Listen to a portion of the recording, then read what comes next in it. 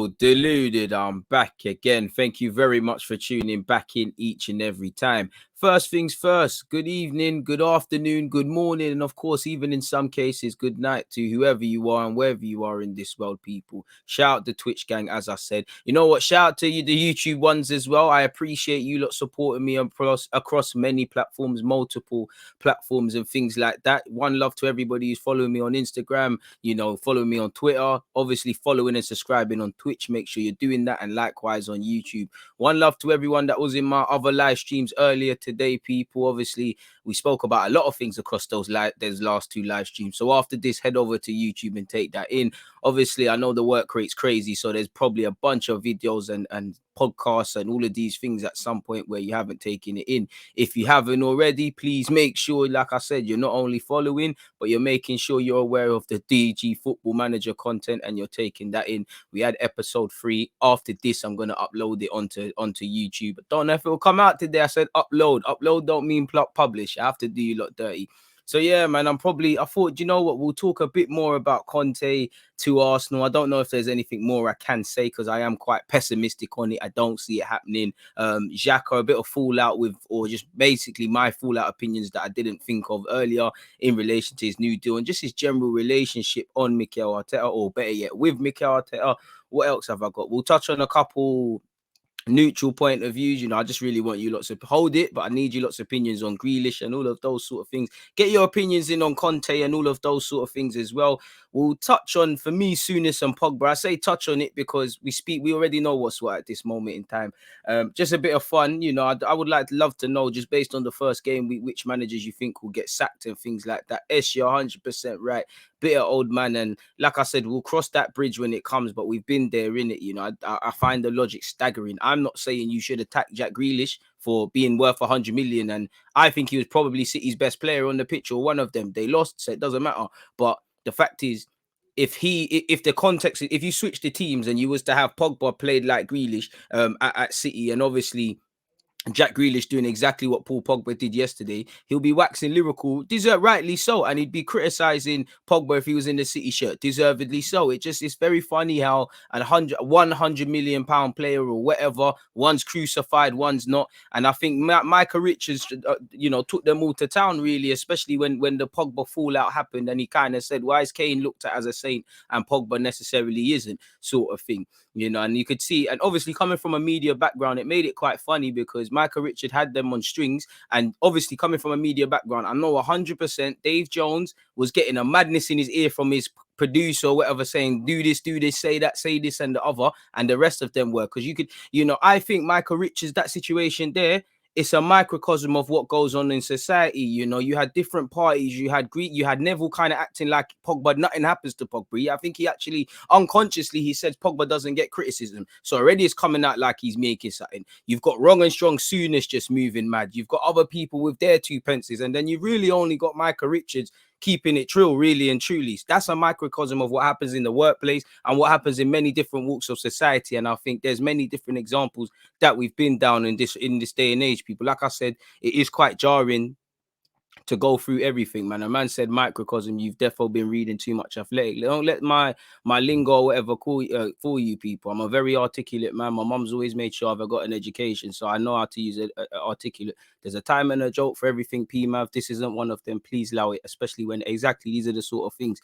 Calm it down. And like I said, back on task. As I was saying, it was a microcosm, because for me, I don't believe, you can not like Pogba as a footballer. You can criticize him. You can do all of these things like every footballer. No footballer should be above criticism. If you score a worldie, you should get praise. If you drop a stinker, you should be criticized. It just feels like the Pogba SOUNESS thing, he just don't like Pogba. It's gone beyond football and that. No, PMAV is cool, man. It's just obviously this is going to be replayed and whatnot. But it literally is a microcosm of society. Football mirrors society. Society mirrors football. And it's sad with Pogba. And obviously you're seeing a lot of racial incidences away from this, just highlighting how sad it is. And just highlighting the progress football has to make. You're seeing a lot of, homophobic chants here and there. I'm not saying fan bases are doing it and things, but you are seeing it, or it come out in relation to Billy Gilmore in the Norwich versus Liverpool game. Again, there's been a couple of other incidences. I think something happened with Derby. I think if you go over to the MLS in Canada, I think something happened there as well. So You know, society has a long way to go. No matter what they tell you, what positive words they say, buzzwords, no matter what diversity pictures they throw up, there's a long way to go. And for me, the way Pogba and individuals that are similar to Pogba are spoken of on these Sky Sports is the way like the you know, the connotations that come with this sort of stuff. It isn't right. And I think Graham Souness, ironically, nobody's above criticism. I don't understand how Pogba can be criticized. I can be criticized. You lot can be criticized. But you can't ask the questions of the people doing the criticism. You know, like Souness, don't get twisted. You've achieved a lot in the game. You deserve to be a pundit. But why isn't nobody checking him on his nonsense? Personally, I believe much like the Premier League, controversy sells. You go on Sky Sports right now. Arsenal and Spurs have nothing to do with each other based on this last game week. Of course, Spurs won. Arsenal lost. Everybody else won for that moment, and Arsenal lost for what it's worth, right? Why is Neville coming out and saying, "Oh, Arsenal Spurs were everything Arsenal weren't"? Why? Because that's going to drive engagement. You know, why am I going to say out? And I'm not saying he's wrong, but why am I going to say there's something with Aubameyang and Lacazette? Same way on Sky Sports, it's a talking point. I'm talking about it. You're talking about it. I'm sure clips have circulated online and all of these sort of things of Micah Richards and things. It gets hits back to that thing. It gets people talking back about Sky Sports. This is what they want. In the same way, these people are smart. You look with respect to Ty. Yeah, say what you want. The man knows his football. You know, you can say what you want about his opinions. The man lives or dies for football, right? They wouldn't have looked twice at him how many years ago or whatever. The minute they comment, they're seeing that new media and people aren't really just listening to people because they're ex-footballers or whatever. Oh, Ty, Robbie, whatever, you lot come, you lot do this, you lot whatever, the first, this, that, and the other sort of thing. You know, you're one of us. Now, you know, Jamie Carragher's kind of indirecting him on the socials and stuff. They know how to play the game. You know, they know how to play the game. Controversy sells. The only thing I would say that gives me pride with someone like Paul Pogba, I know he's not watching nothing. You know, I know this ain't, not that I know him personally, but I know this ain't, these Souness comments aren't really getting to him. He just needs to keep doing what he's been doing. But it is sad. Like, all I want is fairity, innit? Like, it doesn't matter who's who. If you've played well, you need to talk about you playing well. If you played poor, innit? And I just feel, yeah, that's all I feel, really. And like I said, there's nothing more. You know, there's nothing more to really say about it, really and truly, if I'm honest with you. It's like I said, we've been down this road, and I just feel the double standards are quite shocking, in my humble opinion. But we move, people, we get on with it, life continues. And that's that in relation to Souness/Pogba. 1 second, people. I need to get the laptop charger. It's not in, and we're gonna die, literally. And we was on such a run. Make sure you're following and subscribing and all of that sort of good stuff. You're subscribing on YouTube, you're following on whatnot. You know, moderators, get some polls going and all of those sort of things. What you want to talk about, I don't know. In fact, first poll, if you can hear me, does Jack Grealish look like a good fit at Man City? Because a lot of people have been speaking about it, and really it's something of nothing. But yeah, man, what are you lot saying? One love to everybody that is locked in. Shout out my Twitch ones. Don't let the YouTube ones know, but you lot are my favorites, people. I can't lie to you lot. You lot listen. You lot got some interesting things to say. There's nine times out of 10, there's no nonsense. So yeah, it is what it is. Let me take in what you guys are saying as well. Did you see Ozil's first goal? I heard about it, but I'm not going to sit here and say I was watching Fenerbahce and I haven't seen any highlights. So one love to my guy, Mesut Ozil, but no, at this moment in time, I haven't seen it, man. That's it, Tons. All it's about is just keeping the same energy. But as we all know, there's never going to be a level playing field, unfortunately. You know, there's one thing to talk about, and I'm not insinuating anything, but there's racism. And then what I feel, we ain't got nowhere with racism. So how can you get anywhere with unconscious biases? You know, because there's racism, there's stereotyping of all races and whatnot, and there's connotations you don't know what you're doing. And with football, as someone who's played it, you can see it. There's negative, there's connotations, you know. Obviously, as someone that's, you know, I look back now, you know, I don't like running, but I've played for teams where certain men are getting bare tactics and that, and me and my brethren, man, are just saying, yeah, you lot know what to do, run about, do the little skills, make it happen. It's like, bro, man's not invincible. It's these sort of things, man, have to change. You know, these sort of, you'll be surprised. Football's in the stone ages, you know. Certain men that are in football are in the stone ages. No matter what, no matter how tight the tracksuits get, the names, you know, the ankle swingers, the new iPads, a lot of men that are in these roles, agents, coaches, managers, everything. There is some real stone age folk there. And then, you know, you got to remember, old habits die hard. If you really want to dig deep into that, it's stuff like this. And if you know what you're listening for, it's stuff like that. It's said on Sky Sports every week, little indirect things. You know, when certain people do things, they got the X factor, they got the edge. When things going wrong, they got the arm. Other ones, bad attitude and things like that. There's them obvious ones, and there's other ones as well. But we've got a long way to go in society. And Sky Sports sure as hell don't want to go nowhere, because they would pattern up their own fault. You know, you had, like I said, you know, Jones is all trying to change the subject and lock it off because he knows where it's going. Gary Neves acting like nothing ever happens. Couple other men are just moving mad, and then you got Micah Richards, who says a lot of madness, but he's not moving mad with that one. So that's where we're at with that, if I'm completely honest, man. Yeah, what are you lot saying? We'll get into Conte and all of these sort of things in a moment, man. But we're here for a good time, not a long time. Keep up the good work, DG. Appreciate your points of view. I appreciate you lot support. Without you lot support, it's a myth. So I appreciate that. SOUNESS is a bitter brick, I'll say. I clocked it long time ago. These man's dislike of Pogba must be beyond football reasons. It's that, I can't lie. I'm not gonna lie to you. Yeah. They're just the puppets. I'm not excusing anything, but when you deep it, they're the puppets. Who employs them? Who tells them, oh, you need to be here at this time because we need to get your makeup on and get your microphone sorted so you can talk about football? You know, maybe it's because I've got a background in media, but there's, you know, when it's getting cut off at half time, oh, what we talking about? These men get talking points. These men prepare on a deeper level, you know. These men get things prepared for them at a deeper level. So they're not injured, you know. These conversations are being engineered and guided towards a certain sort of way. It's the people in the microphones doing this as well. And I'm a bit disappointed because, you know, I've been at talks where Dave Jones has said if certain things happen, he wouldn't stop talking about it. And Sky Sports, away from him, said they would learn their lessons. If you lot remember when Gary Nev, a person that's, you know, done a complete 360, in my opinion, with a lot of this, was talking, and they locked it off a few years ago and it was condemned and all of those sort of things. My man said, small tip for streams: when you start up a stream, play music or something for the first 4 or 5 minutes until more people join in so they catch everything said. Emil Smith Rowe, good name. Pretty sure it's not the actual one, but we'll look into that. Why not, man? I know nothing about Twitch, but we're learning every day. One love for that.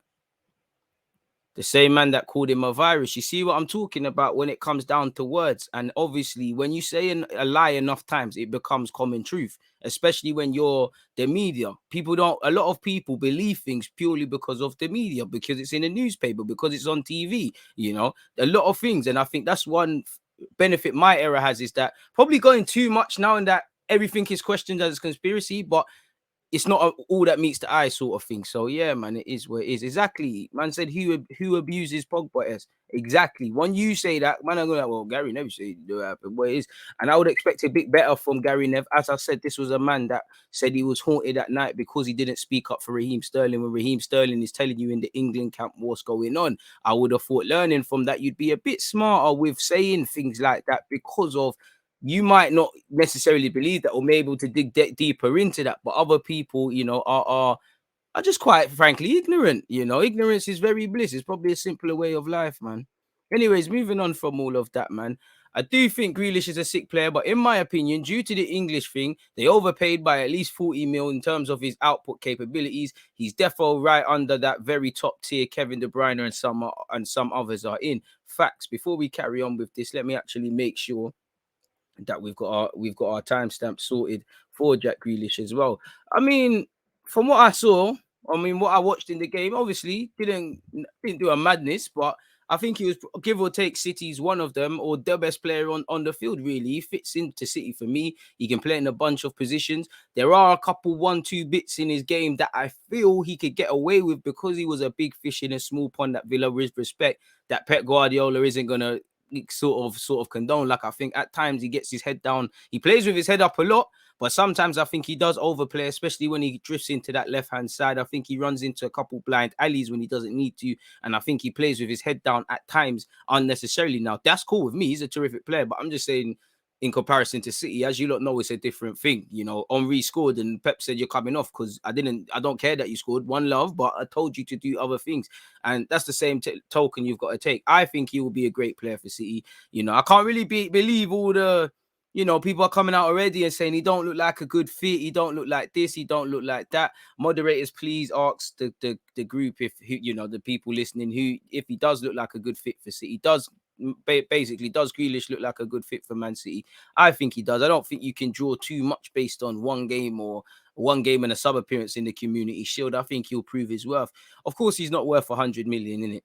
That means he's worth, and obviously inflation, but that means if we look at it on a basic thing, he's 20 million worth more than Cristiano Ronaldo when he moved to Real Madrid. It's not easy because he's nowhere near the sort of caliber of player. If you look at it, not even like you said in terms of output. Grealish is a lovely player, and I think in today's day and age with all the madness that goes on, listen, I'm sure City could spend 100 million worse, really, and it isn't that deep. Well, it is that deep, but I just feel he's got longevity. He'll grow in stature and importance. If I'm real with you as well, it's not that they're young, they're old, and they're going to go anywhere time soon. But you look at it, Kevin De Bruyne is not getting any younger. I'm pretty sure he's 30 odd now, and the way he plays, he won't need to. It's there's going to be no decline. But he might not be there forever. I don't know if a lot of their players are there for the present. I don't know if Bernardo Silva, Mahrez, Gab Jesus, Laporte, half of these guys are going to be there for the significant period of time. So I just feel, and even Sterling, but I just feel when you've got Foden and Grealish, they're two good players. I feel the team will be built around them long term. Obviously, the English connotations as well. I just think it makes sense. And if they kept Jadon Sancho and what happened with Dortmund and now United didn't happen, they'd have quite the great British sort of core to build around. But yeah, they did overpay, but you could pay a lot worse, man. Football has gone like that, man, really. He does, in my opinion, he improves the squad. He don't improve the squad in the sense of he takes it up a level, but I do think he reinforces the strength and things like that, and he puts pressure on spaces, and it's a first teamer coming to disrupt it. At the end of the day, only 11 players can play. Grealish makes it 10 times harder, so I think it's a quality sign, and I think it will show his worth. I think people need to, even though he's Premier League proven and been in the league, people underestimate how much it takes to jump from one team to another, even when they're excelling.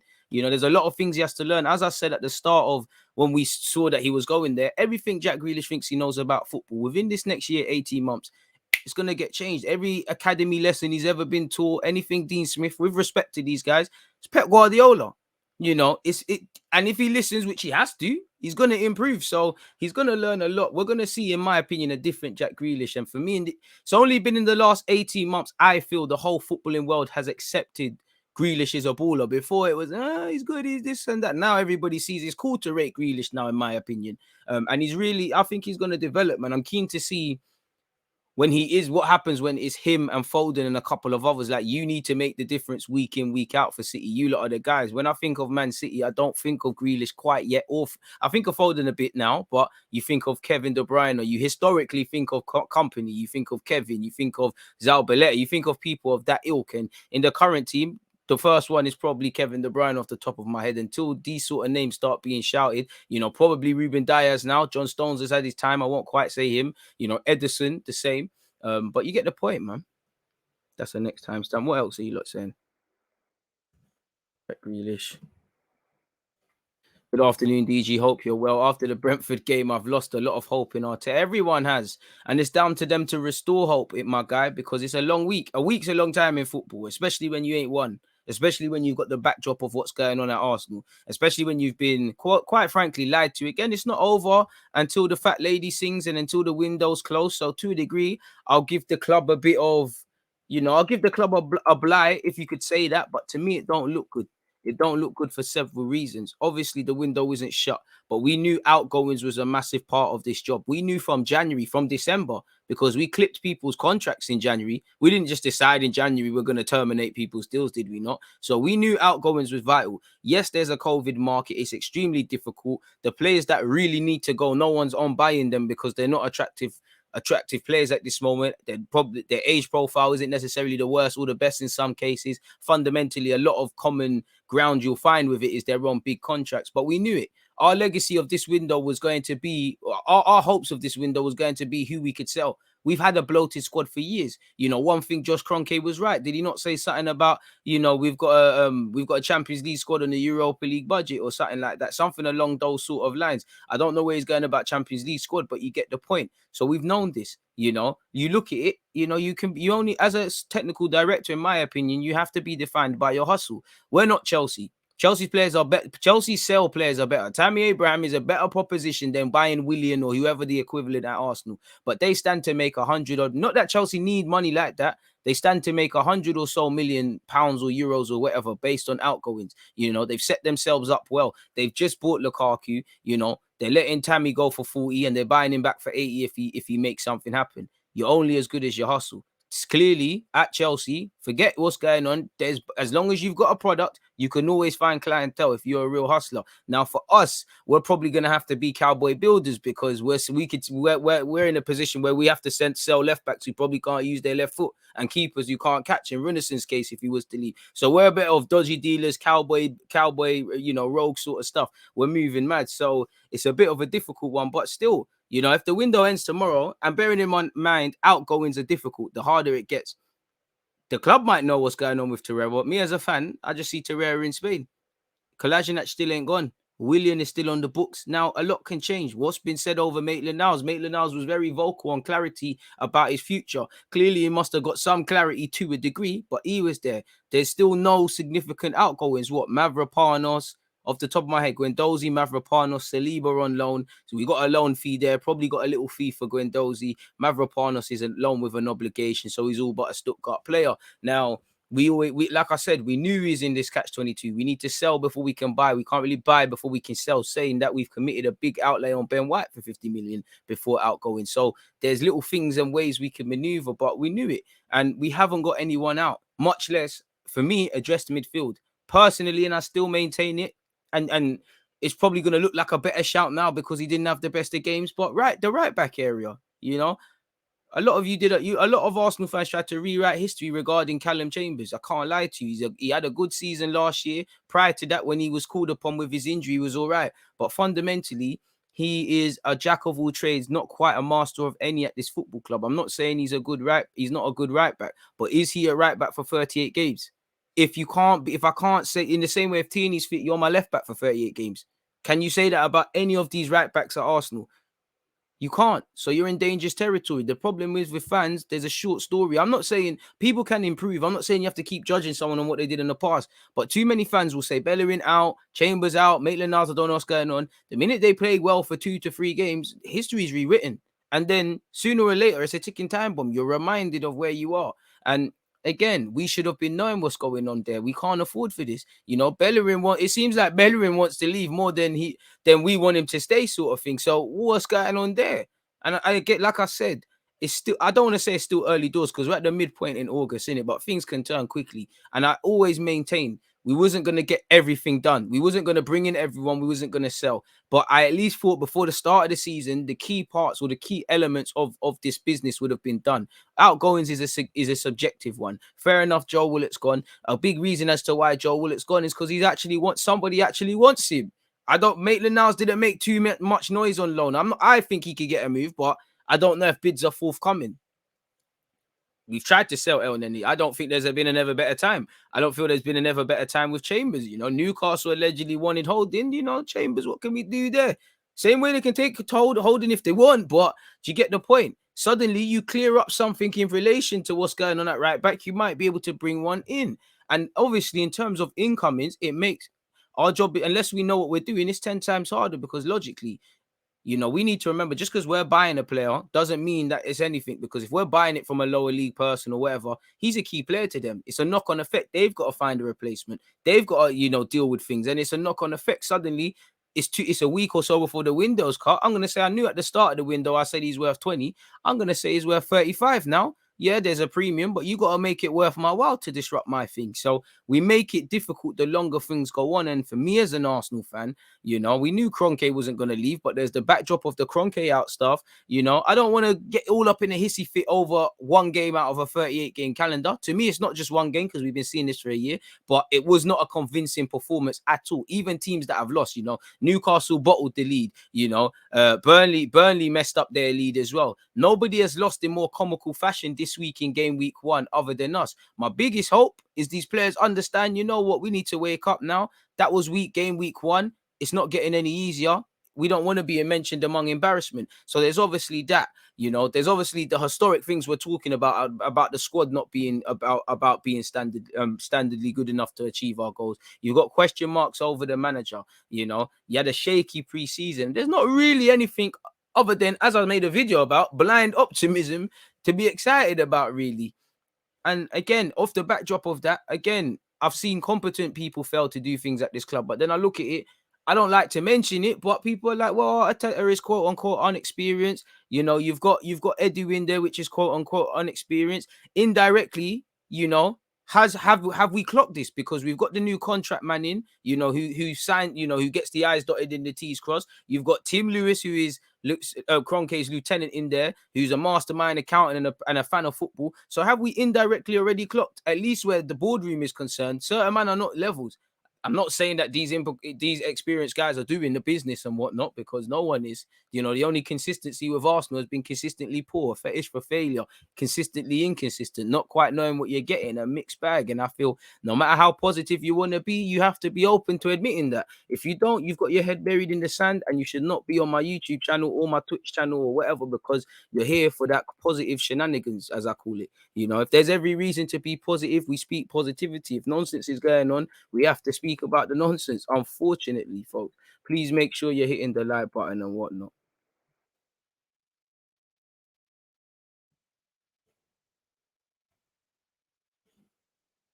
Lack of outgoings. One love to everybody here, people. But yeah, man, it's not really happy days if you're an Arsenal fan, is it? Really?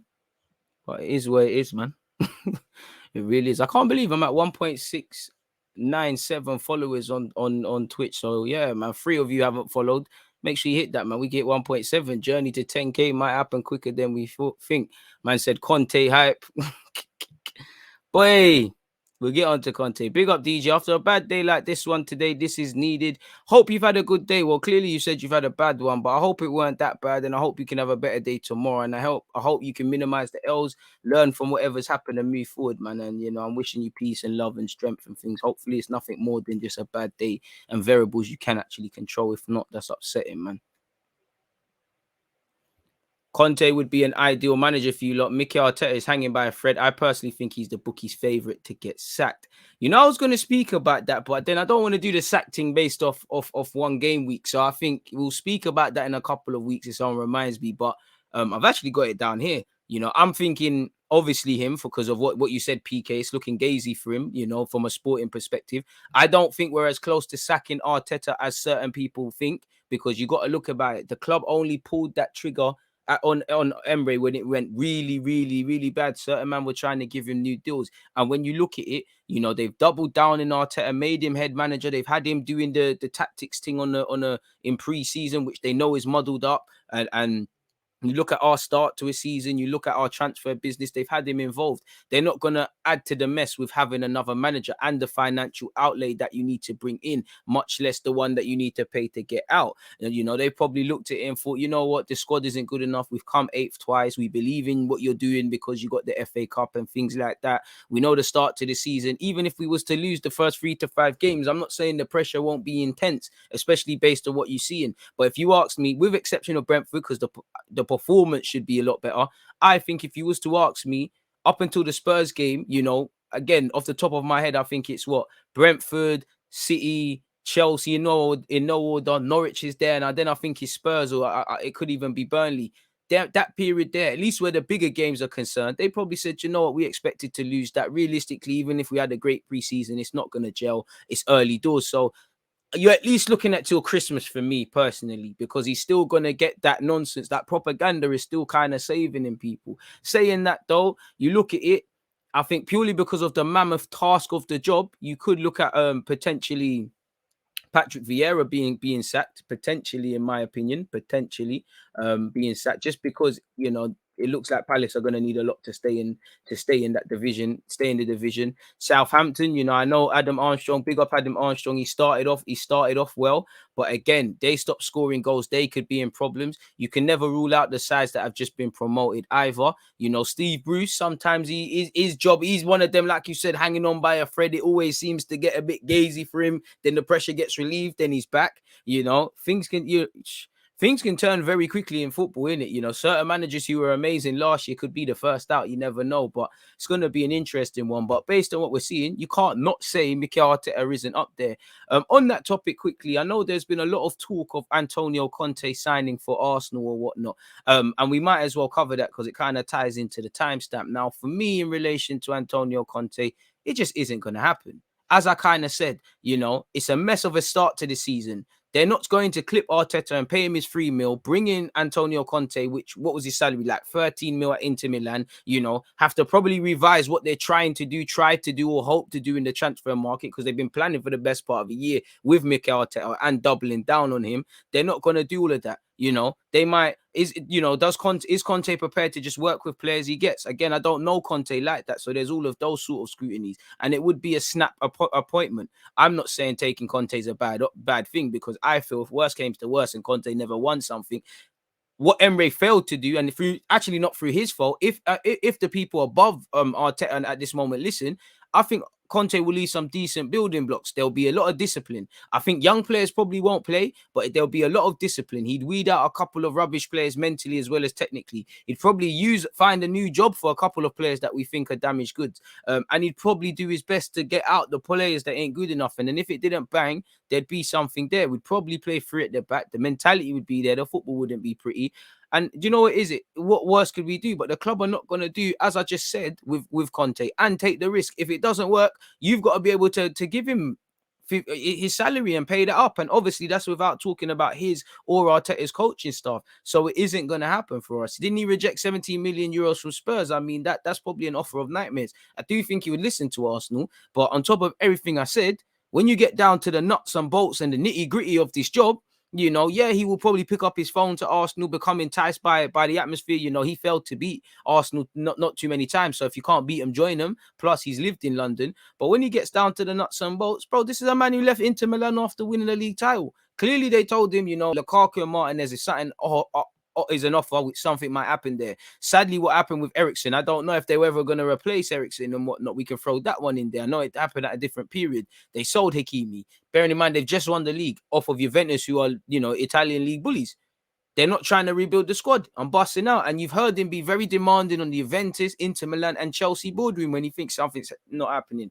You know, he will be a headache. Arteta's probably not much of a headache to these lot. Now, is Arteta pressing for signings and things? I do believe he is. But at the end of the day, this is a man who's on one of the lowest salaries in the Prem on 3 million, with the exception of another guy. You know, let's remember, it's a relationship of convenience, because Arteta is getting to make a lot of mistakes where, obviously, with the context of Arsenal and what's happening and the owners and the historical bad decisions, there's a lot of things that aren't Arteta's fault. But to a degree, while there are excuses you can give him, the flip side of that is their excuses that he can hide behind as well. For a while, he had that it's not my squad, they're not his players, they got the bad habits, the transfer window, the people above him. They're still the same things. But he knew the role he was coming into, and now people are starting to clock what I've been telling people for a while, and that, you know, there are variables that he can't control. The things he can control, when them lot check in at 9 a.m. to go on the training field, why aren't we seeing any chances created? You know, let's be real. You need creative players, but if you're not getting, let's be real. If you're not able to take chances, to score goals, to create chances with Aubameyang, Smith Rowe, and all these guys historically, something is being done wrong, or something isn't being done. Either way, there are alarm bells. These are things Arteta gets to hide behind. As I said, this is a role that, let's be real, whether he will be a good manager for Arsenal or not, it's a different story. But he's taken over during COVID times. He's had the off-field issues, the wage cuts, all of those things. Arsenal with the Super League, you know, the whole, you know, he's inherited a mess. These are all things that are going to make him better as a manager, maybe in 5-10 years or so, maybe when he's somewhere else. But, you know, I don't know if they'll make him good for Arsenal. And obviously, these are things that people, whether it's your fault or not, people get sacked by. There's definitely been a lot of sporting decisions Mikel Arteta has made, you know, and he should be sacked. But at the end of the day, he took us from 8th to 8th, and it's not a thing where we look evidently better. There was no single reason to hold on to. I'm not saying he should or shouldn't have been sacked. I'm just saying, you know, there is no reason for you not to be sacked. Other clubs are quite harsher. So it's a relationship of convenience. He's able to develop. They're not drawing him out, really, you know, because they're not trying to be winners. It's less of a headache, and everyone can get back to doing, you know, the nonsense that they're doing, people, you know.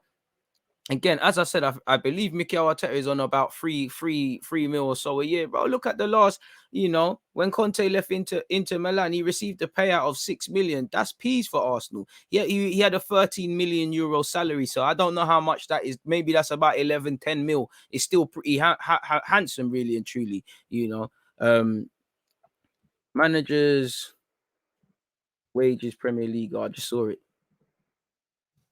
I don't know where that would place him. I'd say Arteta has to be at the bottom of any of these things. Now, Lampard still got his role there, so this clearly isn't updated, people. But Mikel Arteta is on about 5 mil, so apologies, and he's got 2 years to run on that. So really, he's got to show something, or who's someone going to sign?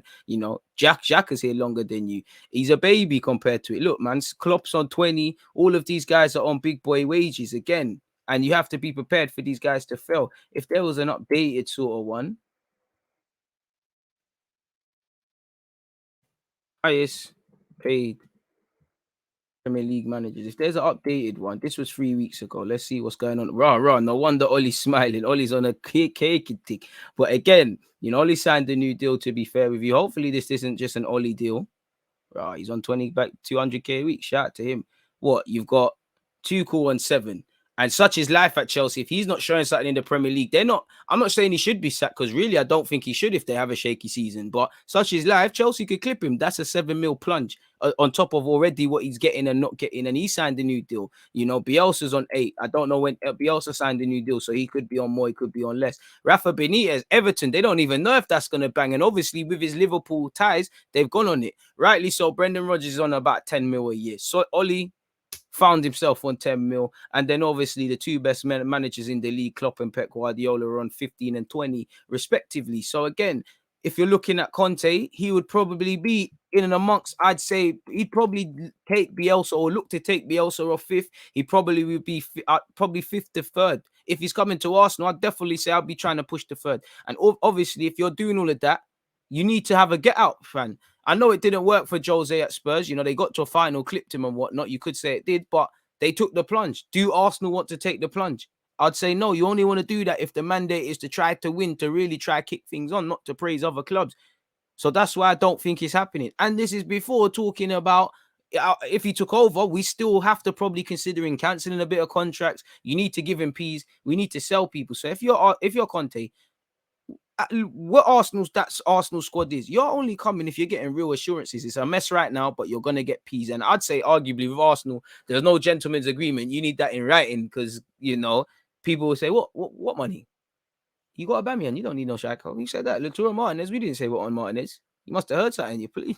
So you're hearing voices and whatnot. But yeah, that's a big reason as to why it's not happening for me. For what it's worth, though, let's pleasure ourselves on the fact of pause. That sounds a bit beaky, but on the fact of maybe a reunion of Conte and Martinez at Arsenal. Now, obviously, Arteta is under a lot of pressure, so everyone and their dog is gonna make reports and start saying the madness is happening at this club. But scrolling all the way down, we know Arteta wants a new striker.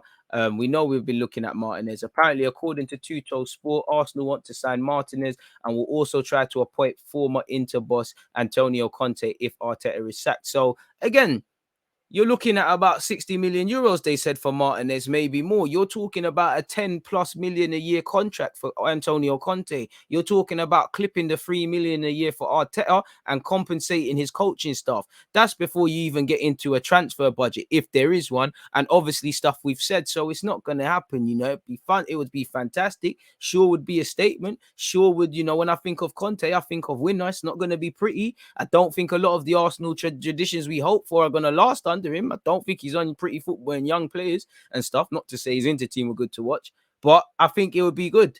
And Martinez is the thing of dreams, but it's not happening, is it? It's not going to happen. So yeah, it is what it is, man. Apparently, for what it's worth, Arteta said, "I'm disappointed. It's not the way we wanted to start the season." I mean, this is what he said post game. In it, I don't really want to hear it, if I'm completely honest with you. But it is what it is. Make sure you're following and all of those sort of things, people. On the same topic as well, there was a lot of talk made about Super League and all of these sort of things, people. I think everybody's had enough of showing off now, and I think provided you lot can see this, following the receipt of the ECA of specific requests asking the ECA board to reconsider the withdrawals of their previous resignation request on April 2021. Long story short, the board has agreed that the following clubs will retain their ECA ordinary membership for the current 2019 to 23 membership cycle. So obviously everyone who tried to join the Super League, is now formally back in the Europe thing, apart from Arsenal. Well, we are in it technically, but we're not in any competition. AC Milan, Arsenal, Chelsea, Atletico, Inter Milan, Liverpool, Manchester City, Manchester United, and obviously Tottenham Hotspur. I like the way they put that last. But yeah, apparently in its decision and after an exhausting process of re-engagement by the clubs and the reassessment of the ECA over recent months, the ECA Executive Board took into consideration the club's acknowledgement that the so-called Super League project was not in the interest of the wider football community. It wasn't in you lots, and their publicly communicated decisions to abandon the ECL project completely. Funny how you can't see Real Madrid or Barcelona there. I think they have, to be fair anyways. The ECA board also acknowledgement that the ECA board also acknowledged, that the board stated willingness to engage actively with the ECA in its collective mission to develop European club football, in the open and transparent interests of all, not the few. I mean, it's a bit ironic, like I said, it's everyone with their hands dirty saying you need to go toilet and clean them. Long story short, I'm not going to read that out, but yeah, they're back in it, people. So it is what it is. We haven't seen the last of Super League, in my opinion, or any of those shenanigans, but fair play for now. It is what it is. We've indirectly spoke on that as well. Yeah, I think I've spoken everything I came to speak about. What are you lot saying? Pogba's playing, trying to get Al Kafali's attention. Hopefully, I'd love for Paul Pogba to go to PSG, but it's a madness. I don't know how much that Messi thing has changed everything, possibly. What else are you lot saying, man? Let me scroll the way down. Messi has been paid well. Barcelona posting debts today of 1.15 billion. Boy, incompetence, you pay for it financially. Boy, am I having a howler of thinking the fourth best manager in world football would all be in the Prem if we got Conte? Ooh, I don't know, man. I don't know. For me, it's just between what you can't, at this moment in time, you can't say Tuchel isn't the best manager in Europe. He's won club football. I think Pep's obviously better than him. I'm taking Klopp ahead of him really as well. But yeah, I'd say them three. For me, you've got to throw Allegri there as well. I really respect Allegri. I think the ex-Swallow manager and the couple Atalanta managers have been good as well. But yeah, man, Conte's definitely top 5. Top 10, let's say top 10, because I'm off the top of my head, I'm struggling, man, to think of a couple others. Man said Steve Bruce, Rafa Benitez, Arteta. It's not serious. DG, do you think the Aubameyang LACA being ill is legit because Arteta was moving dodgy when answering the questions about it? Sometimes I feel Arteta can just call a spade and just say things.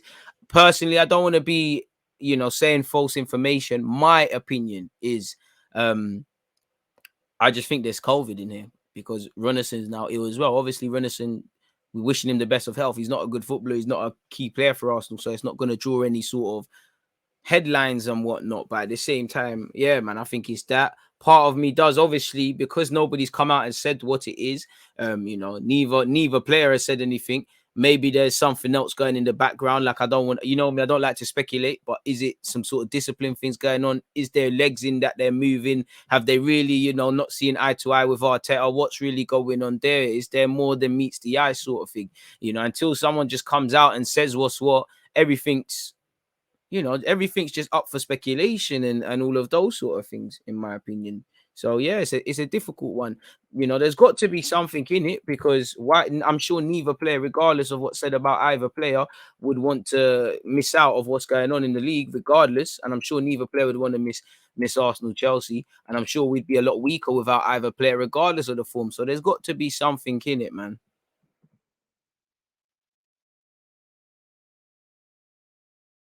OUBA versus OUBA and LACA versus Hotel. There's got to be something more into it, man. Honestly, there's got to be something. But this is why clarity is king, man, because then there's no room for speculation if people just come out and say what's what personally. But Boy, it could be a delicate situation. I don't know what's going on, man. Maybe the situations are not interrupted, man.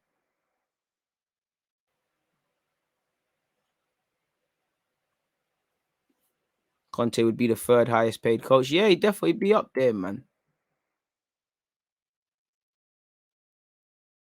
And said, wanna feel sick. XHAKA is 70-ish appearances from breaking into the all-time Arsenal appearance list. Worst part is that if he makes it, he knocks out on Reed. Boy, absolute mazza, man. Bro, I told man when we play Fulham, they're not gonna be the Fulham side that we smacked up at their place. They came Emirates. Eddie had to save our bacon. Matt Ryan created more than certain attackers. Absolutely mad, man.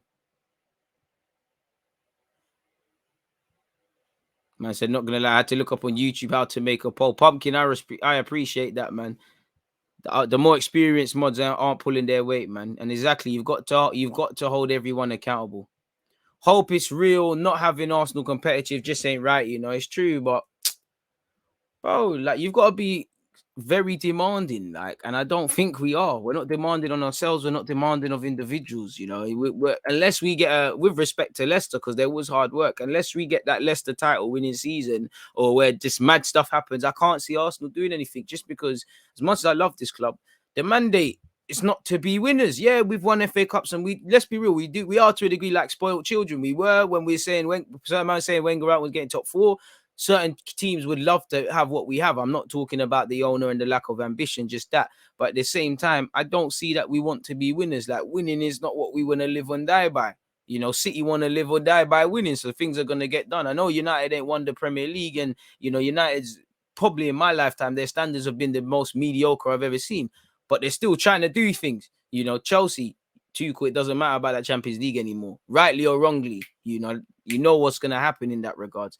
Liverpool's a bit different with Klopp, and I feel his hands are a bit tied. But historically, for years, they've been trying to win things, and at the end of the day, you know, FSG needs to invest, but at the end of the day, they done a madness to bring in Van Dijk. They have spent money, and you know, well, Liverpool have spent money in the last few seasons. You've seen a Champions League and a Prem, and you've seen a final for the Champions League as well. I'm not saying, you know, I'm not telling Liverpool about their thing. I'm just looking at Arsenal. What have we got? You don't get the mandate that we want to be among where we was. We was complacent when we shouldn't have been years ago. Before it was a top six, it was a top four. There was a point where it was just us and United. We didn't really try and do this thing. Good point, Ben. It could cost us more if we keep Arteta. My point being, I just don't think there's going to be a decision on Mikel Arteta at least until Christmas, November times, and I don't see it changing where things concerned people. You know, where the first 3 games are concerned, 4 games, 5 games. I think past the Spurs game, you know, in my eyes, I think he'd be lucky to do that. But I think past that Spurs game is when things get a bit gazy, and it all depends the manner of how we're losing. Obviously, City. I don't think he's going to get sacked based off losing to City, but it's all about the manner of how we're performing and the sentiment. I don't think we're going to pull the trigger and do this. We ain't got a ruthless mentality. There's no like button on Twitch, bro. Like something on YouTube, innit? Open up a YouTube tag and hit a like button on one of my vids. Or, you know, make sure you're following and subscribing and sharing and stuff. We're still learning this Twitch stuff, man. In a 3-5-2, it doesn't have to be Stu strikers. You can play a free. Yeah, you can do many little things, but Conte's one's a bit, man. What takeaway should I get? Get some yard food, man.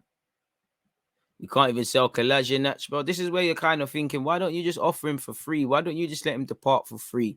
You know, it's more expensive to have his contract here, no? Surely. Bro, Grealish is an absolute baller. You know, like you said, 10 assists while being half fit.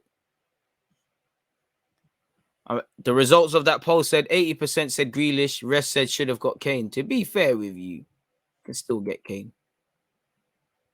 Oh, Tanganga had a fantastic game. Fantastic game. And who blooded him? Jose Mourinho. Jose, everywhere Jose goes, there's a little centre back that will get thingied, man. That will get opportunities.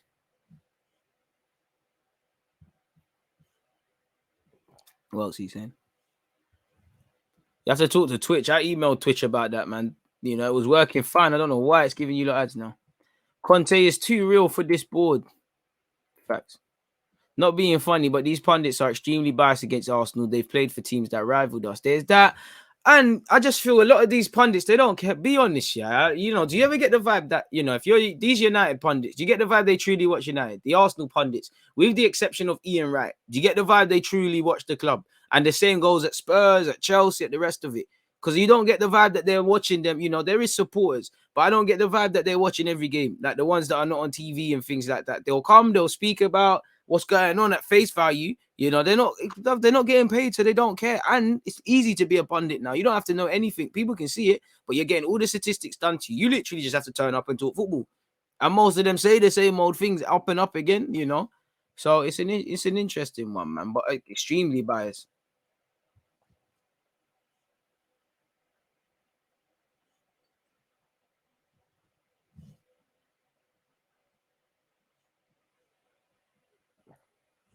It always looks like pundits are scared of fan channels. You look at Talk Shite, Sky, they all look down on YouTubers when more time they're the ones talking ish. I feel they're the belly of the same beast. You know, it's very ironic when you've got Ray Parler talking on AFTV when you're the belly of the same beast. You're all doing high percent clicks and that. Like, it's crazy. We need to get DJs a 30 intro vid and a song so he can do that countdown. To be fair, Twitch have been on to me about that as well, man. So yeah, maybe we do need to look into that countdown business. From this day forward, we'll have the count. Well, we won't have the countdown vid, but we'll be wary of letting people arrive and all those sort of things. Learn about Twitch every day. Well, she looks saying. First time watching you, I'm liking your level-headedness. Appreciate that. Make sure you're following. And it's your first time, so I know you don't know about the YouTube content. Deluded Goon on YouTube, mate. Have the best of both worlds, I'll tell you. Appreciate Rants for swinging you lot this way. Shout out to yourself, Christian. Brentford lost. Aubameyang Arteta drama. Sigh on the bright side. Amazon is getting bags of Arsenal. Wait, other way around, hopefully, man. A lot done wrong, DG. Do our wide players stay wide or cut in? There's not enough, bro. Do you know what it is? On the left hand side, they clock it. They know what Tini's on, so people double up against him. And then, you know, the man that stays narrow because Tini's gone out wide, they double up against him. We've got nothing on our right hand side. It's Pepe versus the world, really. Sometimes you might get a little Chambers or Maitland, they're up for it. The occasional game, Bellerin has a good game. You can see the disjointment, you know. For wingers are forever receiving it on the halfway line and then they're getting up. You know, it's common sense. Pepe's good running with a ball.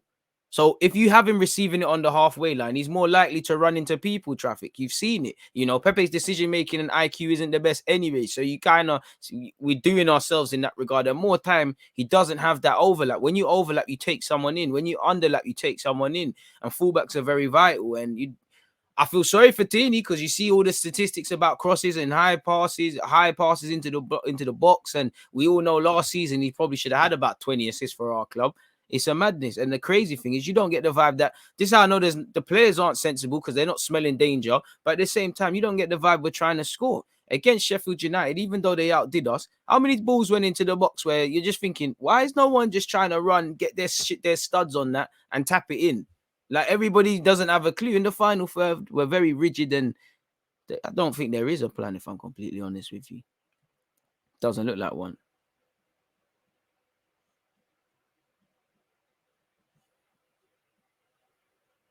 Arsenal's first home game ain't far away. Expecting a vibrant atmosphere to say the least. You know the fans will do their job, but it's a madness.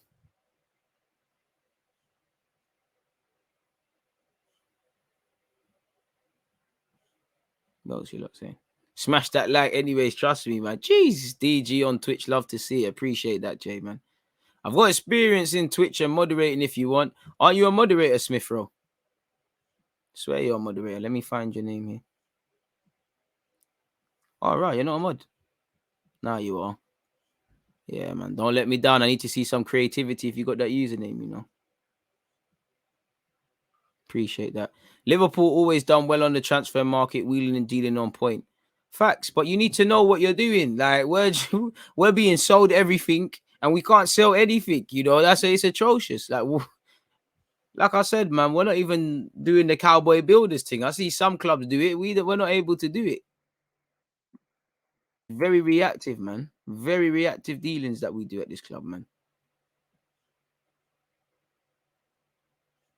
This U-shaped pattern we have is so dead to watch. We never counter-attack or move up the pitch quickly. Robotic build-up between the centre-backs and midfield for 2 or 3 minutes before we do anything, boy. The type of players Arteta wants are highly IQ'd players with technical ability, but he doesn't have that Arsenal, so he needs to adapt and play to his players' strengths. Facts, sometimes you can't do anything. Right now, you look at Tuchel. We don't know who Tuchel wants or doesn't want, really. Obviously, we can. There's probably some players in there, they're just being used as a means to an end. The minute it's time to get 30, obviously, a couple of the promoted teams aren't the best examples, but how many times do you see a promoted team, they get promoted? I'm pretty sure Brentford, I'm pretty sure not everyone who's getting promoted is going to be part of this Premier League thing long term. Some of you were just here in the Prem where we might need a bit more guile, a bit more ability, a bit more technical ability. That's your end of your road. I hear you with that. That's what I mean as well. I think Arteta plays with a handbrake because he doesn't trust some of these players. But as you said, you've got to show that for me, you've got to play to their strengths. You've got to show that you can play to these high IQ players, because let's be real. How can we not say Aubameyang's not a high IQ player? His movement's good. His anticipation's good. You can't say the same about Smith Rowe and Saka.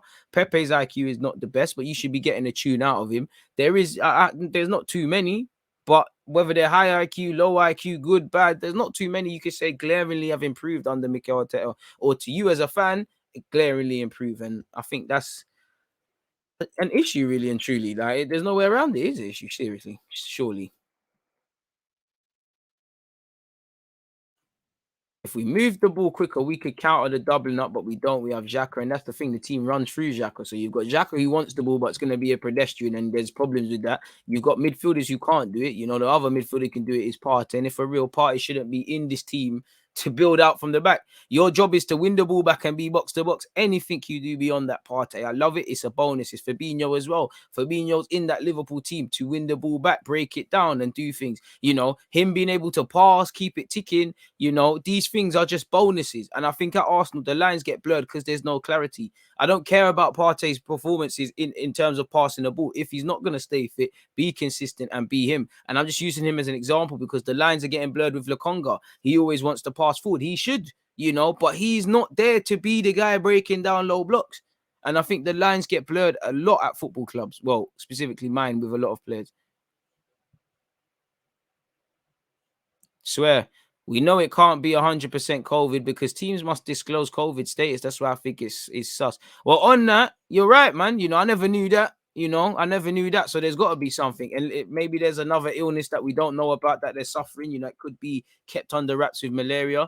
Maybe players are really trying to keep it moving. But yeah, I know I said at the start, I had a little bit in my back of my head thinking it's something. Now I really do think there's something in that regard.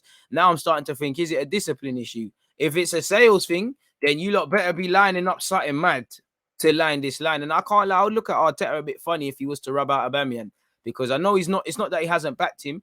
I don't feel he's protected him enough to the media. I don't think his terminology in using in speaking about Aubameyang's viruses and stuff has been easy. I think there's been times he could have come out and said it, and it's coming out via The Athletic, when if you said it, people lay off him. I think this is a man who helped you win the FA Cup, and you've talked about how good he is, and the first little bits of poor form, you're ready to rub him out and whatnot, especially because whatever you say about Aubameyang, he hasn't carried on like XHAKA at any period. I know saying that, you've never ever heard XHAKA has been late to training and all of these things, to be fair to Granit, but I would look at him a bit sideways if I was Aubameyang. Lacazette is probably just a contracting. You're probably not the guy for that. So it's an interesting one. And as you say that, I definitely feel there's more legs to it now. 100%, 110%.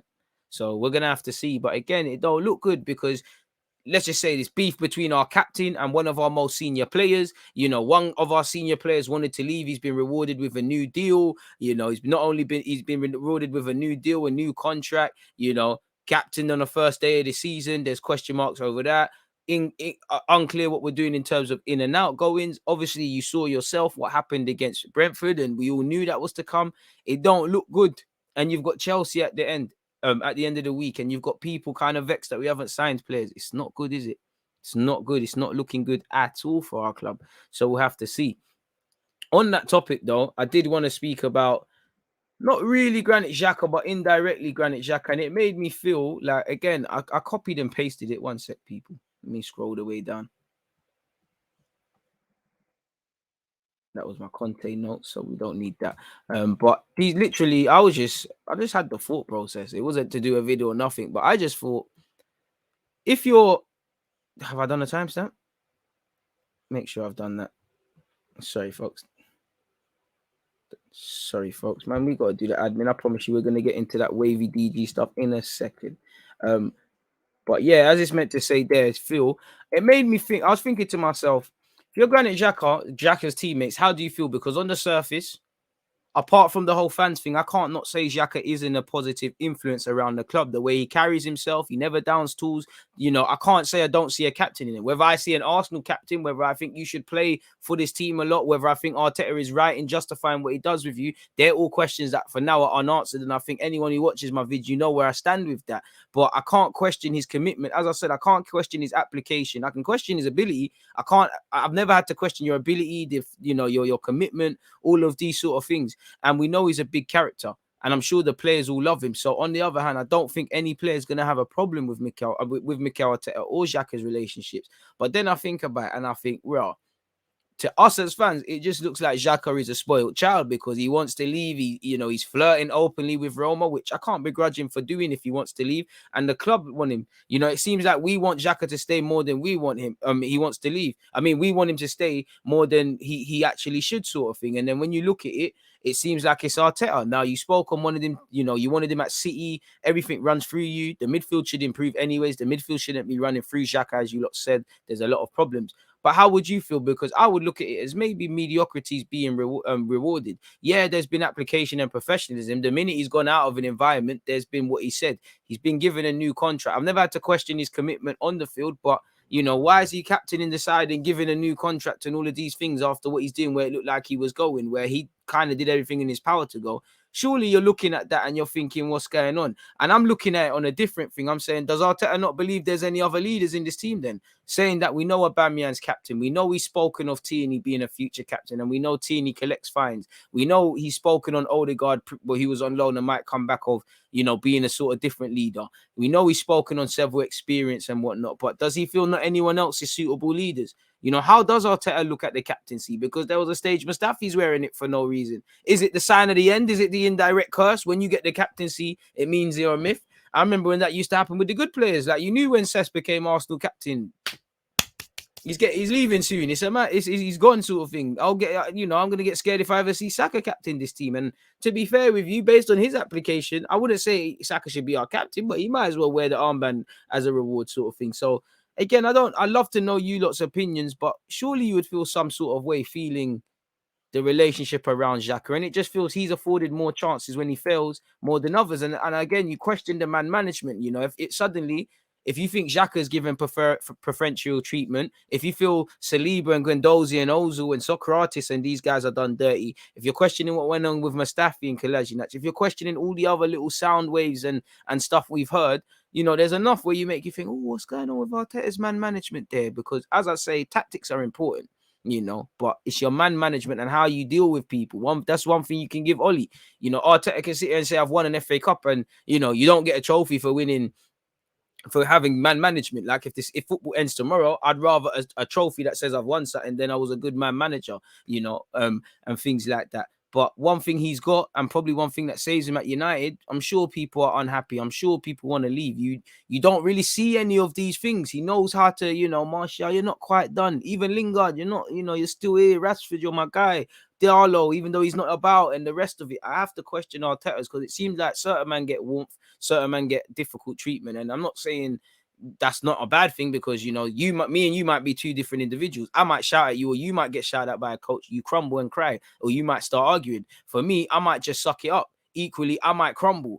It might lead me to start. I might not crumble, but I might cry, but I might doubt myself on a football pitch. Other players, they might need that to wake up. Other players, they might think, yeah, who's this guy talking to, and then go and put in a performance. So you need to know how you get it. I don't think people really understand how individual football really is. Like, if people looked at these footballers like humans, they would think about it. You don't know how people retain information. Certain, you'd be probably surprised how many footballers actually can't deal with it with the way that they're presented tactics. They might be more visual guys. Footballers, from my experience, have got a very short attention span as well. So definitely a very short one at this football club, because no one seems to bloody listen. So yeah, man, I just wonder how they would feel, really. But it is what it is. What else he looks in? Xhaka cutting soon. I mean, Saka cutting soon. Don't say that, bro. Ski. We don't need that energy in our lives. I feel like Xhaka wanted to leave because he thought he wasn't wanted. And once he got reassurance, he changed his mind because he never really wanted to leave, even though during preseason he said finally back home. Probably, like, if I'm Xhaka, away from I said it in my earlier stream. I'm asking for a new contract because I've got 2 years left. Because in the club's eyes, you're saying I'm a leader, I'm all of this. I've got 2 years left on my deal. Now you sorted out Saka and Tini. Other than them, man, who is on the first name team sheet before me? Probably Partey, but let's be real. In terms of who is playing significant games, Arteta is Xhaka, Tierney, Saka. They're the first three names, in my opinion. Maybe Leno and whatnot by default. So there probably is an element of that. And it's not the first time Xhaka's wanted to leave, different circumstances. He wanted to go to her for Berlin. Again, I haven't had the Xhaka's. I don't think Xhaka's one of those, I don't care because I'm leaving. I think Xhaka's of the belief, whether I rate him or not, he'll say, you know what, coach, I'm leaving at the end of the window. End of the season, but I'll give you everything. But maybe he never wanted to. Maybe it was just all. Maybe he leveraged, like a lot of you are saying. Maybe he just took. He just had to go on Jose Mourinho pause as a sort of get back for Arsene Wenger. He said I'm coming. He lied to you lot. He agreed deal. He agreed personal terms. Maybe it was a ploy to get a new deal at Arsenal all along, rightly or wrongly. For me, the only bad thing about Xhaka getting a new deal beyond the obvious is it now prevents us from being brave enough through the club. Not even Xhaka's fault. Through the club's fault of being brave enough to find that midfielder to either partner Partey or take this midfield to a next level. Because as long as we've got midfield mistakes, we're going to struggle in the final third. We're going to struggle to defend. When you add that, the individual mistakes, the lack of focus, the self-imploding, the inconsistencies, the every sort of negative connotation you could think of regarding why Arsenal Football Club are where we're at right now, they're the conclusions you find yourself at. And it kills me to say it, but I can't lie to you, lot. So yeah, man.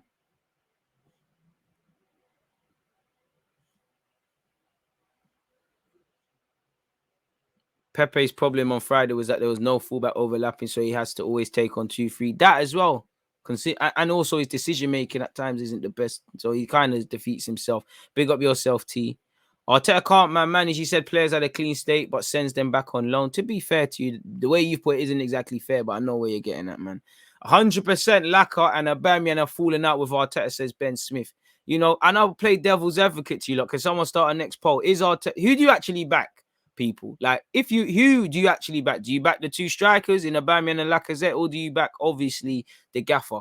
Because there's no smoke without fire, man. You keep hearing these little rumblings and stuff with players. There's no smoke without fire. And I don't really want to side with anyone because I don't really believe in you right now. I'm not really happy with you. Any of these players, if you're not Tierney, Saka, Smith Rowe, and really them, man, as much as I love Aubameyang and stuff like that, but I don't really want to hear what you lot are saying because you lot are not doing the business. And some of you have done this under other managers. Aubameyang, this is the only first time you've done it. So I will allow you, to be fair to you. I'll allow you. But it is what it is, man.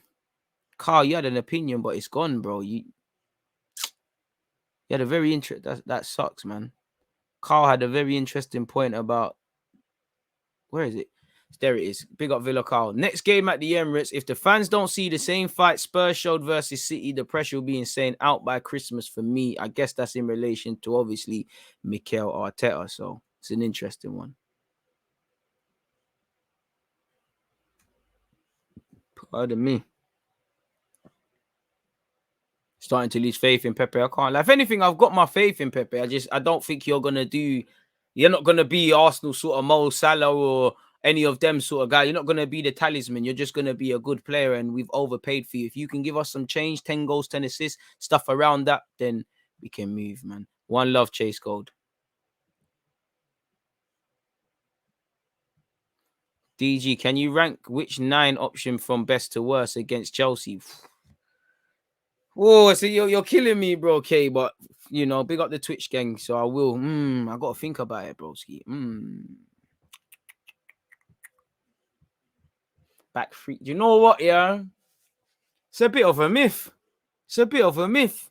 You probably need Lacazette.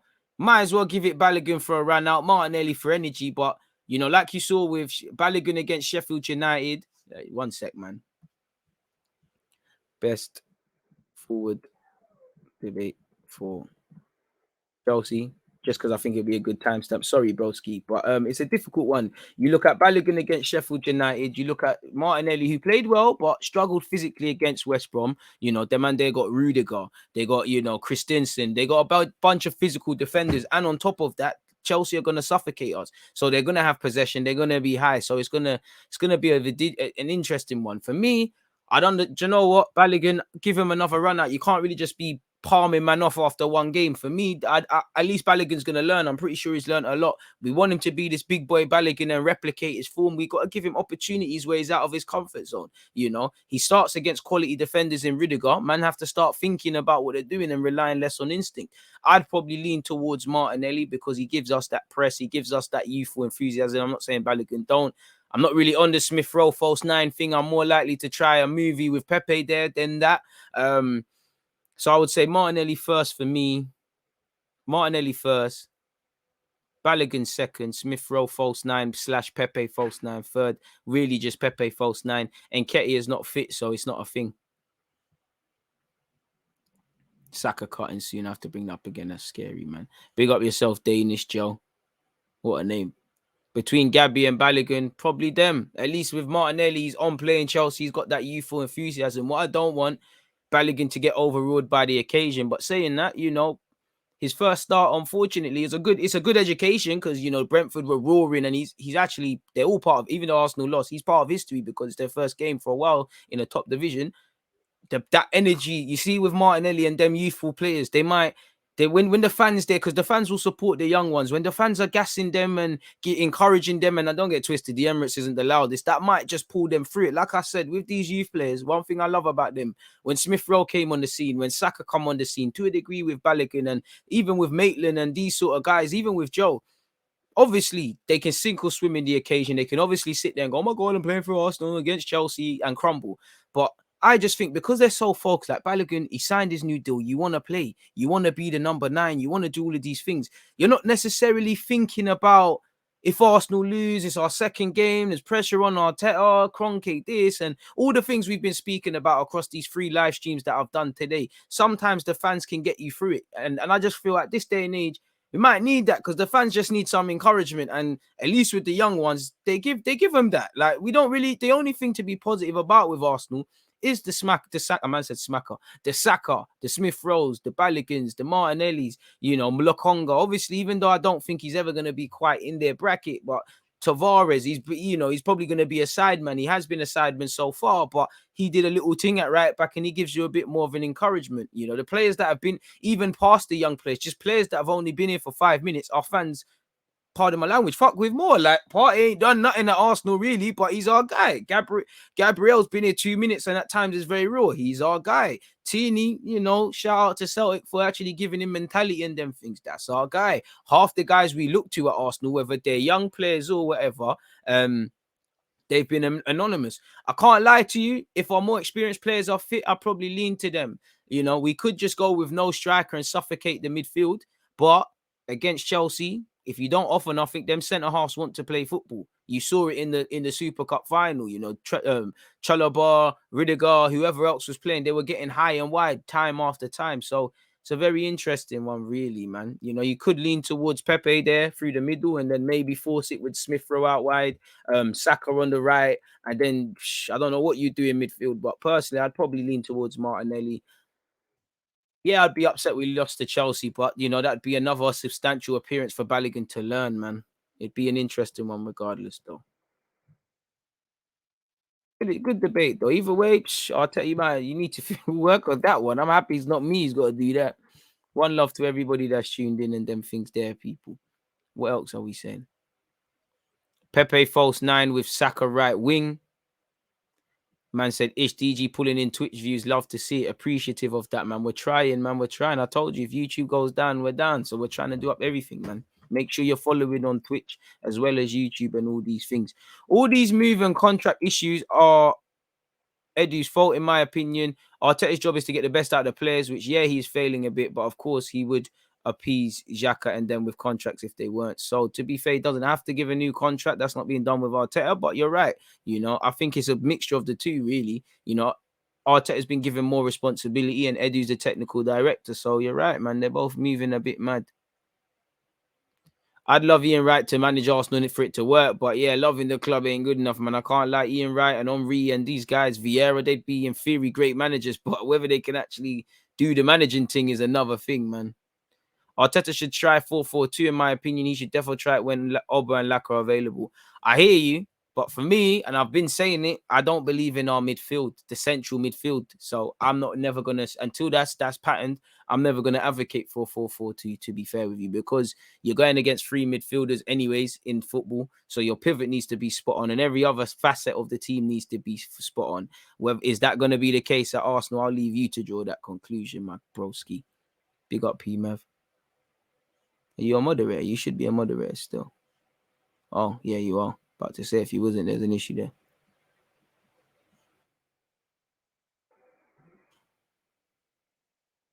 Interesting comments, man. Interesting comments.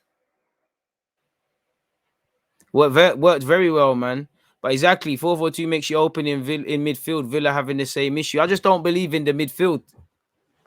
Personally, I don't really believe in the Aubameyang and Lacazette thing. You know, I'm open. For me, I just want to get our season spot on in it. Like for now, when everybody's in a bit form and the confidence is a bit there, I'd revise it. But right now, what I saw in pre-season, them man got the link up play. I think it's a hindrance. I really think they're hindering each other. I think it's either or, really.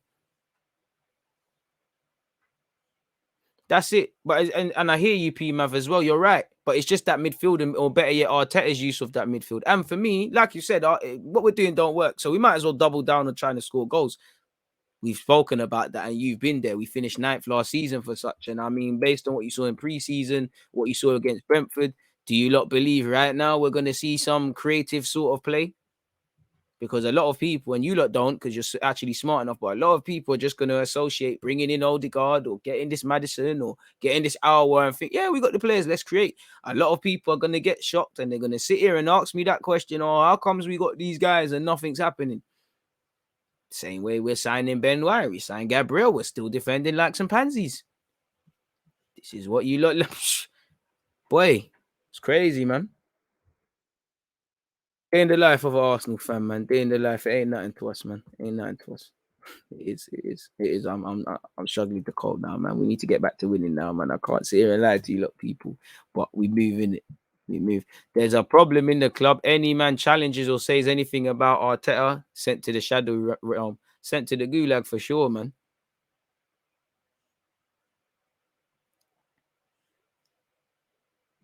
Arsenal has enough pace to cause. Bro, where's that counter attack drip gone? You know, Chelsea are getting praised for it with Tuchel. Spurs got praised for it against City.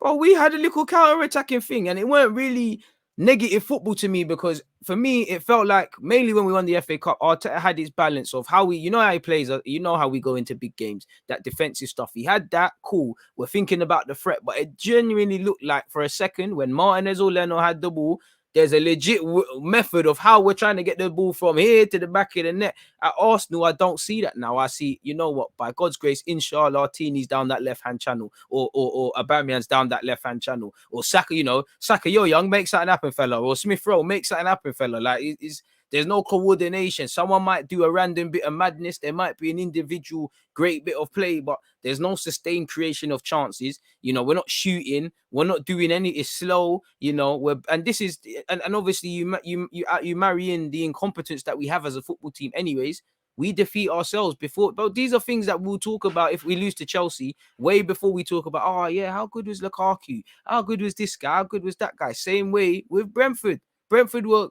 They weren't amazing because they didn't have to be, but in what they had to do, they were quality. But way before we can sit here and praise them, you're looking at the Mazza at our club. But it is where it is, man. We move. We move.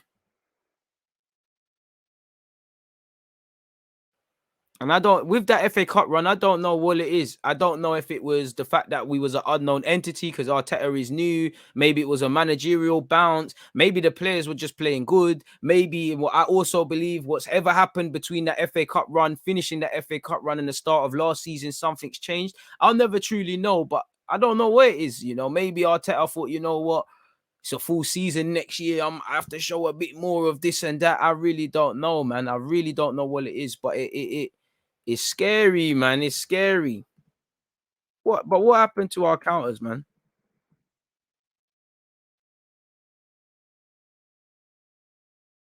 Big up yourself, Graham. Appreciative of you. Appreciate you. But yeah, man, that's just how I feel about the club, mate.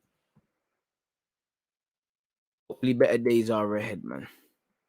It truly doesn't, bro. This is before. Sorry to cut you, Smith. You see, Balogun. On one hand, yeah, he physically struggled. He didn't have the best of games, but you saw. I don't have them, but you saw the statistics for how many times he touched the ball, right? You've seen that with LACA. You've seen that with AUBA. I just wanted to highlight that. But like you said, go on, bro. You're taking it to church. It truly doesn't matter who's up top. LACA is the only anomaly because he forces the issue and joins the build up. But yeah, even that has a problem because you know you LACA can't really give you 90 because the way he's playing, you know, and the shisha he's smoking, he's knackered after 100 after 60 plus minutes, which is cool. It is what it is. And obviously, sometimes I admire Lacazette for that. That's his biggest strength. I love that. But sometimes it's a hindrance of Lacazette dropping in midfield. I like that he mucks in, but sometimes it allows the centre half a day off. But my problem is that every player is going to struggle to thrive in the attacking system until Arteta arrest that. You're never going to see a creative man get bare assists. You're not going to see our strikers get 20 league goals. You're not going to see these wingers do all of these sort of things. But yeah, man, you said this Arsenal system is a striker's nightmare unless you're a 6'3" plus and can get on the end of these bloody crosses. Trust me. At more time, if you're 6'3", we're not crossing the ball. You have to be 5'7". You have to be Aaron Lennon 5'5". FA Cup gassed him. Giroud would have been perfect for this system. Not wrong. My take is all about Pepe. Here's a potentially great player which we have paid and will pay for some time to come. Arrived from a counter-attacking club in France and was devastating. Our tactics, tempo, possession-based football will never suit him. He's doubled up against in nearly every match. Graham, facts. Everyone and their dog can see that. Arsenal are very easy to read and we don't help him. And when you add into Pepe's decision making is very much hit and miss, you can see why. But you get that vibe. We don't double down on players. We're gonna sign Odegaard, and we're not gonna double down on him. We did not double down on Ozil. We have never doubled down on Aubameyang. You lot that have watched me for years, how many times have I said it's genuinely historically been a miracle that Aubameyang scores the goals he does, because there weren't too many what I call Aubameyang goals. When you look at them, he might get on the end of things, but there's not too many balls into space. He's ran onto them. For instance, one that sticks with me purely because there's not too many. I know he done one against Everton, I think, in his first season. And obviously there's one in the North London derby when, free him up, Guendouzi clipped the ball over the top for him, which was a commendable one. But other than that, there's not too many of those. But as you lot know, everything comes to an end someday. That's why I thought Tammy would have done well for Arsenal. I think Tammy will refine his game in Italy, but in relation to Arsenal, I can't lie. For a big man, I was quite shocked. His hold up play is not that good. His heading is not that good. He's quite reactive. What I like about Tammy, he's a scumbag. He's on scoring goals, and you can work with him. My problem with bringing Tammy to Arsenal is you've got, not that I'm saying don't sign him because you've got Balogun, but if you haven't finished off one project, it's like a PlayStation game, which some of you used to. I never liked to. Well, obviously I did, but it's like never completing a PlayStation game. You keep buying a new one, and you're not upgrading the levels or doing anything. And I feel when you've got Balogun, where it's unclear how we're going to develop him, Martinelli, Balogun, Smith Rowe, Saka to the next level, Ben White, Gabriel, kind of that logic as well. Tavares, because he's very raw as a left back. Lokonga, because he just come fresh into this. I know Tammy's got experience, but how are you going to take him to the next level? It feels like a bit of a sideward step, and it's mainly based on the manager. If you could get a tune out of Tammy's a baller. I think Tammy's a very good striker. I can't lie to you. I don't think he's amazing, but I think he's got the ability to get goals, man. And that's what you need to do.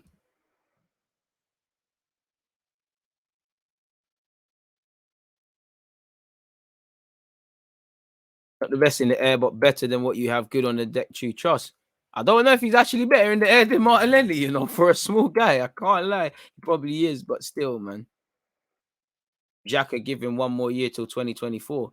So it's not actually until 2025, like Chris Wheatley and everyone else said, which kind of positive, or maybe it's one of them with an option of another year and all of those sort of things.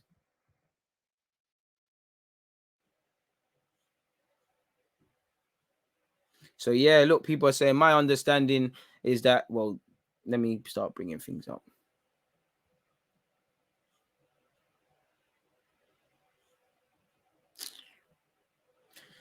Well, yeah, you're right, man.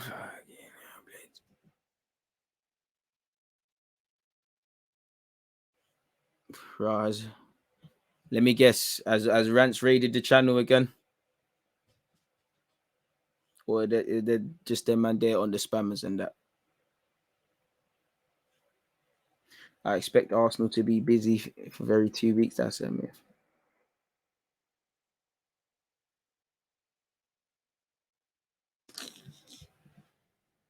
Right, I'm trying to. Sorry, people, you've caught me live. Oh, I don't think we're gonna see an official Arsenal announcement on it. Like, we won't see an official Arsenal like it, man.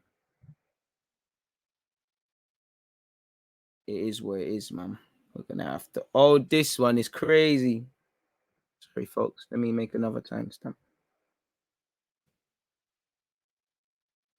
GRANIT XHAKA contract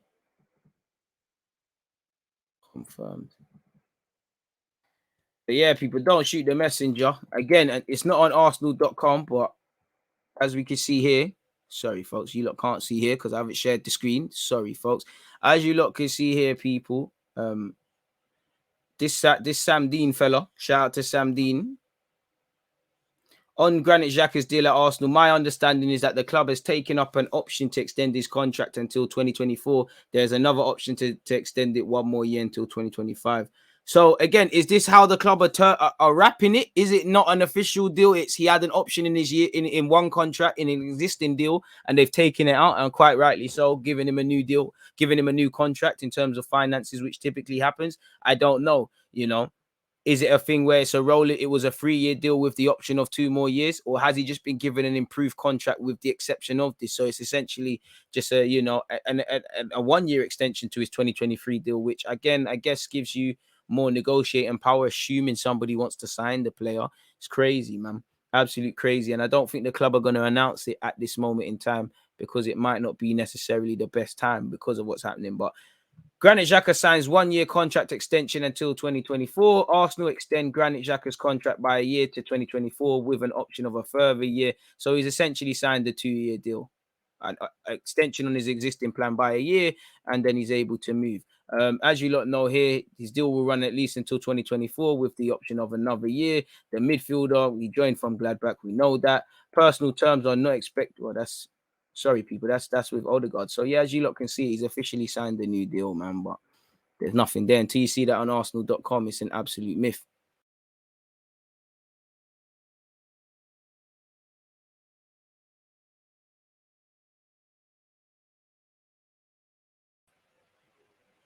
Who knew the thought of Xhaka would scare me that much?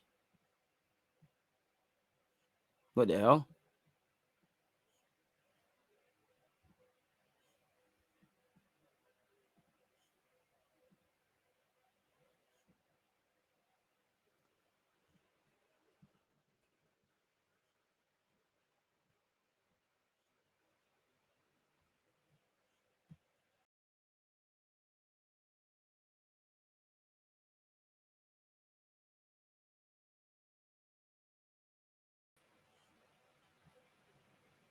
Boy, hey, Xhaka wants me to cut out, boy.